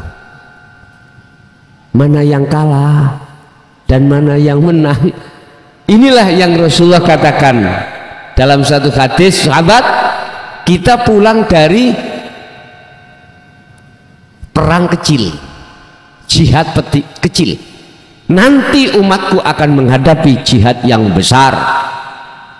Itulah jihad memerangi melawan hawa nafsu. Tapi tidak dikupas sedemikian jelas, Pak. Masyayikh kita dulu itu dengan bahasa isyarah, karena memang takut fitnah, zamannya memang seperti itu. Lah, jikalau dipandang dari sisi proses menuju ke akad, otomatis siapa nafsu itu? Bagian daripada diri kita yang sama-sama makhluk ciptaan Allah, yang fungsinya untuk menguji pada kita kesetiaan kita pada Allah. Satu. Dua, siapakah nafsu ini? Kalau saya jawab dari sisi hakikat, dari sisi akad, ini Allah ana. Karena selain Allah tidak ada. Lah kalau sudah duduk di situ, yo gak ada yang salah, gak ada yang benar. Semuanya berhukum jaiz, wenang. Lah Allah sendiri ya, Pak. Udah gini aja. Saman punya rumah. Oke. Rumah-rumah saman sendiri, jenengan tempat-tempati sendiri. Anggap saja tidak ada orang sama sekali di tengah hutan atau di dunia yang hidup Anda sendiri. Misalkan rumah itu milik sampean sendiri, jenengan kencing berdiri salah mboten? Rumah itu Anda kencingi salah mboten? Mboten, karena rumah Anda sendiri. Apapun yang jenengan lakukan suka-suka, karena panjenengan punya sifat jaiz. Wes, coba ada orang lain misalkan, entah itu tamu, langsung masuk tanpa permisi, salah mboten? Salah. Apalagi kalau sudah masuk di dalam kencing berdiri. Hah, gimana ini? Jelas salah. Jelas salah. Karena bukan rumahnya sendiri. Wes, iku pemahaman secara logis mawon, Pak. Biar gampang mudah jenengan paham. Artinya gini, nafsu diri itu sudah muncul innani anallah di dalam diri jenengan setelah kefanaan selain daripadanya. Maka apa yang dikatakan nafsu dari itu tadi loh, Pak, jari yang goda, melalaikan, yang satu mengajak ketaatan, ingat. Loh, di situ yang peran siapa? Tinggal kita melihat dari mana kita mensikapi nafsu. Apakah dari syariat apa hakikat? Kalau syariat jelas, Pak, itu bagian daripada diri kita, makhluk, sama-sama makhluk. Makanya maksudku anfusakum wa ahlikum naro. Kalau saya terjemahkan ayat ini secara individu, siapa ahli? Ya ini nafsiyah, amarah, lawamah, mutmainnah, itu ahli. Kalau kita lebarkan, ya anak, istri, saudara, bahkan umat, begitulah. Tapi kalau kita mensikapi nafsu aslinya, hakikatnya itu bagaimana? Munfaksin, nafsu diri, kalau sudah pada ahad, kan selain Allah sudah tidak ada, berarti aku sendiri. Akhirnya tidak muncullah nafsiyah, lawamah, amarah, mutmainnah, nggak muncul. Nama makhluk nggak muncul, nama roh nggak muncul, la ibsar, wa mubsar, wa bashar. Nama Allah pun tidak muncul. Akhirnya dimunculkan ben mudah ana.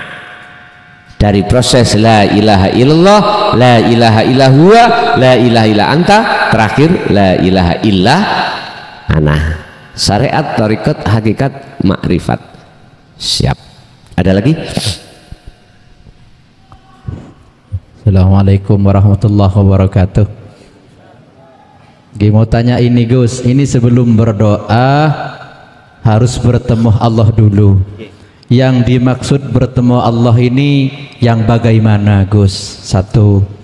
Yang kedua, salam di dalam sholat itu salam untuk siapa Gus? Salam. Salam di dalam sholat ini Gus. Kiri kanan itu. Ini salam untuk siapa? Yang ketiga ini Gus, untuk mengalahkan nafsu ini bagaimana Gus? Assalamualaikum warahmatullahi wabarakatuh. Waalaikumsalam warahmatullahi wabarakatuh. Terkait berdoa kita disuruh menemui Allah dulu. Terus bagaimana cara menemui Allah di situ? Ketika jenengan Allahumma bahasa lesan nih, hati jenengan duduk di tajalli. Itu caranya. Ketika lesan berbunyi Allahumma dan seterusnya, hati kita harus ini wajah tu wajia alias bertajalli, menetapkan apa yang berlaku di dalam akmal jenengan ini semata-mata menetapkan keakuan Allah, tapi jangan diartikan Allah ndungo Allah. Iku lak boleh Allah loro lan.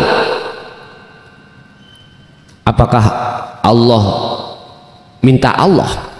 Mungkin jenengan kita harus masuk pada bab masalah qadim ala qadim, pujanya pada dirinya sendiri. Oh, namanya ahad ya gak ada dua lah. Satu. Nomor dua, apa tadi? Apa? Hutang. Oh, salam. Salam dalam sholat itu kita salam pada siapa? Hanya salam itulah yang banyak manusia tidak ada yang menjawab. Imam assalamualaikum, gak mungkin makmum jawab waalaikum, kan gak mungkin toh Pak. Ada terjadi enggak? Hadis salam itu untuk siapa Pak? Dalam diri kita ada dua unsur. Mohon maaf, kita di tengah-tengah, kiri dan kanan ada. Siapa? Kanan jenengan adalah sifat basiroh, kiri jenengan adalah sifat basariyah. Artinya, boleh saya katakan bahasa salam itu mengharapkan kepada kedua belah pihak itu menghadap Allah. Taatlah kau pada Allah. Bahasa salam itu kan selamat. Bahasanya kita bisa selamat karena kita taat. Tapi entah itu paham maupun enggak, kita selama ini sholat membaca salam kanan assalamualaikum, terus lagi Pak kalau kita sholat jenazah beda tak? Lengkap mal assalamualaikum warahmatullahi wabarakatuh. Aku yakin nggak ada jamaah yang menjawab waalaikumsalam warahmatullahi, nggak ada. Dia pun mengikuti sebetulnya yaitu tadi, baik imam maupun makmum itu harus menyapa, mensalamkan terhadap sifat basariyah dan basiroh supaya taat pada Allah. Tidak cukup sampai di situ Pak. Terbawalah kita ketika kita sebagai taziin menghantar jenazah, ditambah lagi ketika di makom wa'mudin nalkin, nah gitu dah. Kita dituturi lagi apa di situ tentang masalah penalkinan terhadap mayat. Isinya adalah lekaslah kau kembali kepada Allah. Siapa Tuhanmu? Malaikat mungkar nakir. Ya fulan, ojo kaget nanti kau didatangi malaikat mungkar nakir, hanya tanya tentang masalah marabbuka manabiyuka dan seterusnya. Jawablah Allahu Rabbi. Itu maksudnya sebetulnya dikembalikan pada kita, Pak, yang belum mengalami kematian. Lekaslah kita kembali pada Allah. Dalam konteks apapun iman, jangan terus beriman pada selain Allah. Wa anibu ila rabbikum, lekaslah kau beriman hanya pada Allah dalam aspek apapun. Buktinya la haula wala quwata illa billah. Tidak ada daya upaya apapun makhluk itu, kekuatan apapun. Tapi ketika saat itu terjadi daya upaya, itu semata-mata illa bil. Enggak, kita makhluk itu masih melihat orang, masih beriman pada makhluk. Inilah maksudnya. Makanya bisa nanti kalau Pak Mudin Alkin gak ngomong masalah yang mukhotobnya itu tidak hanya ditujukan pada si mayit, tapi juga boleh ditujukan pada yang hadir taziin. Hei bapak-bapak jenengan sing rawuh ndang baliyo sira sebelum terjadi seperti ini pada Allah. Sebab kalau sudah terjadi ini, bagaimana Az-Zumar ayat 54, summalatun sorun, tidak akan pernah mendapatkan pertolongan dari Allah tatkala saat di dunia kesempatan yang diberikan Allah berpuluh tahun untuk kembali kepada Allah tidak lekas digunakan. Begitu. Yes, jadi salam itu terhadap diri kita sendiri. Makanya mengapa orang lain tidak jawab waalaikumsalam. Udah. Yang ketiga, bagaimana cara kita mengendalikan nafsu? Sederhana, cukup apa yang menjadi kehendak jenengan ataupun yang di luar kehendak jenengan, tetapkanlah itu kehendakku Allah. Jadi jangan pernah mengakui kehendakku makhluk, tapi tetapkanlah kehendakku Allah. Tapi nggih tolong jangan diucap di lesan, Pak, di muka orang lain. Kehendakku Allah, misalnya ambek duting-duting, iki salah paham nanti bahaya ya. Nggih, ada lagi. Assalamualaikum warahmatullahi wabarakatuh. Kula Beni saking Rangkaharjo, Gus.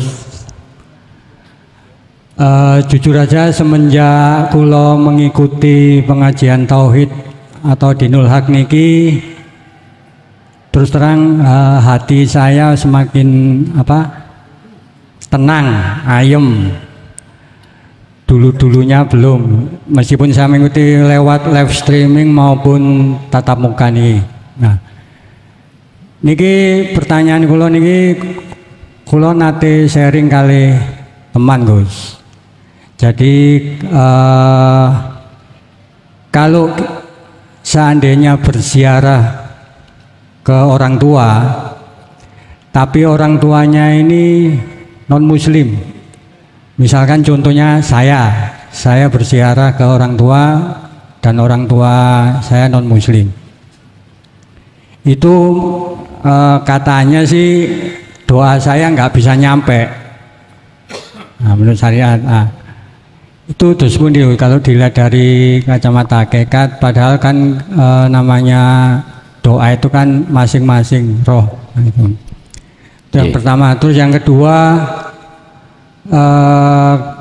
kalau saya melakukan dzikir sirul asror di setiap aktivitas, itu kadang-kadang saya terhenti, terus tiba-tiba berapa detik atau menit saya ingat lagi. Itu memang prosesnya atau gimana? Tolong pencerahannya, Gus. Terima kasih. Assalamualaikum warahmatullahi wabarakatuh. Waalaikumsalam warahmatullahi wabarakatuh. Apapun alasannya, antara mukmin dengan wong kafir, itu secara kacamata syariat memang tidak bisa diterima. nggak bisa, terhijabi karena terhijab secara syariat. Mengapa terhijabi? Karena secara syariat kita masih merasa kalau kita yang melakukan. Disitulah letak terhijabnya, di situ Pak. Siapapun kita secara syariat kirim donga mesti ning ati yakin aku yang kirim. Aku makhluk nih loh Pak ya. Inilah yang sebagai penghalang. Kan diterangkan di dalam Al-Quran terkait siapa itu? Nabi Muhammad itu. Entah Nabi Ibrahim doanya tidak bisa diterima untuk pengampunan pamannya atau gimana itu, saya lupa. Itu secara syariat. Tapi bagaimana kalau secara hakikat? Hukum itu akan berubah Pak. Hukum itu akan berubah menjadi jaiz itu manakala Allah sendiri suka-suka Allah. Kalau pandangan hakikat itu mandang Allahnya tuh ya, bukan mandang makhluknya. Artinya ketika kita berdoa, kalau itu memang secara hakikat jenengan tidak akan merasa diri jenengan yang melakukan. Justru di dalam hati jenengan keakuannya Allah yang melakukan. Kalau sudah yang melakukan Allah, siapa yang bisa menghalangi? Walaupun secara hukum apa niku? Namanya kedaulatan. Hukum kedaulatan mengatakan siapa yang melanggar neraka, siapa yang taat surga. Ini dibalik, orang yang melanggar mesti ahli adab, tapi nyatanya di putusan akhir menjadi rahmat. Jikalau Allah yang melakukan seperti ini, siapa yang bisa protes? Siapa yang bisa menghalangi?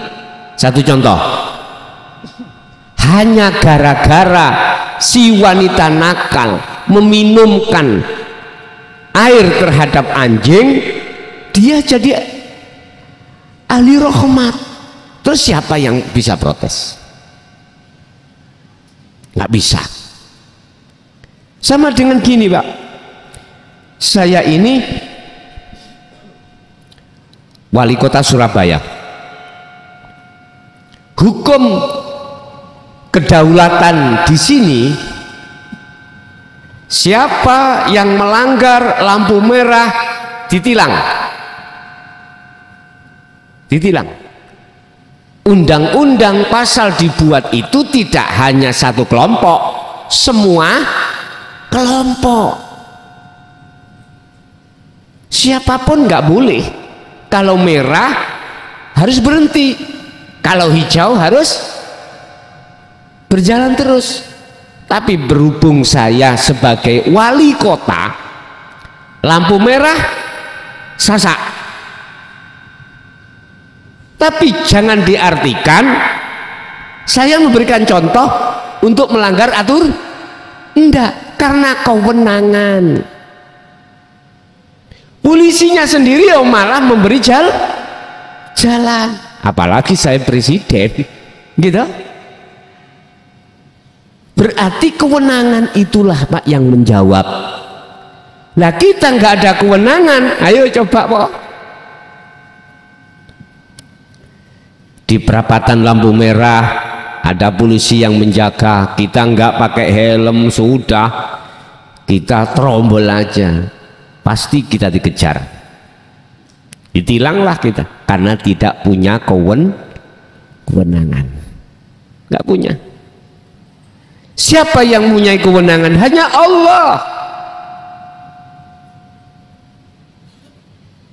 Lah kita yang selama ini tidak berwenang, ya kudu difanakan. Tapi pun diartekno, hei manusia dadi Gusti Allah, aja ngono lho ya. Jangan lho ya. Mestinya hei manusia, hei nafsu, fanakan, tiadakan dirimu, kembalilah kepada Allah. Mungkin lebih sederhana seperti itu. Bahasa tauhid jangan duduk di takholi, tapi duduklah di tajalli. Kalau sudah duduk di tajalli, andai kata Allah sendiri yang mengampuni, siapa yang bisa menghalangi? Nggak bisa tak? Nggak bisa. Artinya sampai ke makom orang tua, bertajalilah jenengan. Paham? Bon, satu. Yang dua apa tadi Pak? Lupa saya. Apa? Oh, sirul asrar, nyambung putus. Ya tuh, oke. Ingat, para kekasih Allah itu diletakkan Allah di makom 3. Tadi sudah saya jelaskan, fana, kamil, baqo. Dan seluruh kekasih Allah ini mesti muaranya masuknya lewat sirul asrar. Urusan torikohnya, toriko apa terserah, semuanya mesti muaranya itu masuk babus salam, yaitu sirul asrar. Yes. Ketika kita dimasukkan di makom kekasih Allah di fana, ya otomatis nyambung putus. Nyambung putus itu mesti, bahkan lebih putusnya ketimbang loh, ini loh kekasih Allah. Dikatakan kekasih Allah karena sudah masuk di musyahadah. Lah, pengen sampai gak putus nyambung alias nyambung terus, lanjutkan fastaqomu wadhkur isma rabbika bukratan wa asila. Mulai pagi sampai sore jangan ada jeda, hati kita melatih terus untuk berzikir, jangan ada jeda. Apa sakit Gus? Ya dilatih toh. Belum tanya gitu, yo gak budal, kuliah gak berangkat. Kita cemplungi, kita buktikan, kita praktekkan. Udah, aku pasti nanti jenengan ada nilai tambah nanti, nilai tambah. Wa minal laili fasjud, malam pun juga begitu. Tawilan lailan tawilan, dengan malam yang panjang, gunakan hati untuk berzikir. Yes. Berapa hari, berapa minggu, berapa bulan, berapa tahun, ini gak usah dihitung, yang penting dilakoni, pasti nanti ada perubahan. Lah, jenengan tatkala dipindah Allah di pos kedua, yaitu di musyahadatul kamil, beda Pak Bun. Coro lepas itu nggak terlalu lama. Enggak terlalu lama, sedikit sekali. Ya, dengan begitu ya terus sampai itu mengasah terus. Zikir tadi diasah terus sampailah jenengan itu di musyahadatul baqo. Kalau sudah di situ maka nggak bisa putus sudah. Baik terjaganya dirimu atau tertidurnya jasmaniahmu, tetap ruhaniyahmu berzikir. Tidur, napasmu tetap berzikir terus, hatimu. Begitu caranya Pak ya.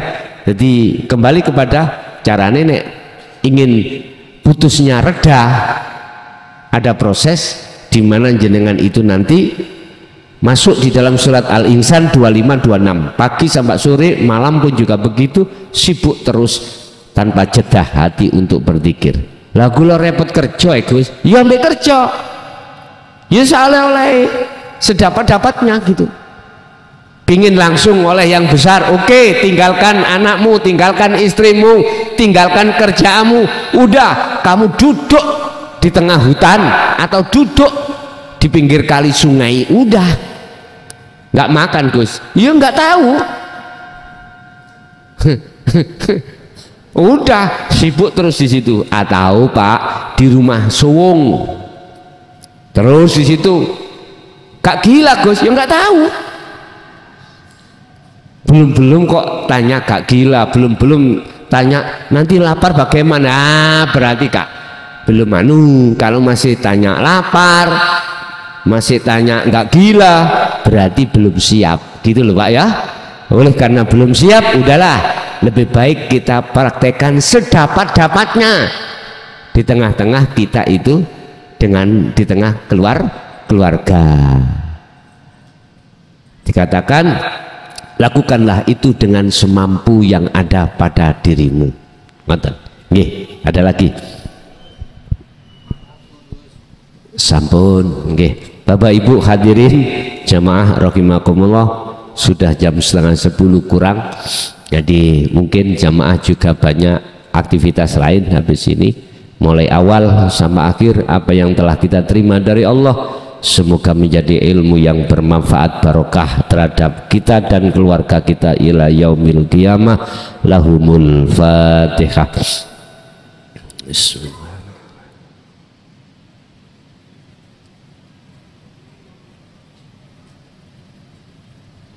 Akhirul kalam. Assalamualaikum warahmatullahi wabarakatuh.